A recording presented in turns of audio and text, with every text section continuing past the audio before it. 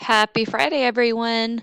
So, today's the day of just some practice and thinking while reading.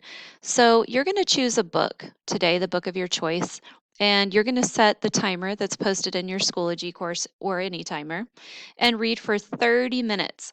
As you're reading today, we want you to practice annotating. So, open up the um your course from yesterday or the day before and look at those annotations, have those out in front of you while you're reading, jot them down on a piece of paper, and just practice them. Give yourself another day to just kind of dig deep into a book and practice those annotations. After you're done reading, you're going to come here to these suggestions for reading response topics, and you're going to choose two of these topics, two of these questions to answer. So, these questions are about all sorts of different things. Some of them are about characters, settings, predictions, all types of different things to think about. So, you can choose two that stand out to you or that you think make a lot of sense based on what you read today.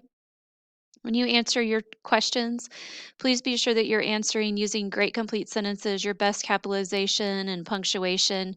Be sure that you're answering completely if there's more than one part to the question. So give us a really great answer where we can see you've put a lot of thought into it.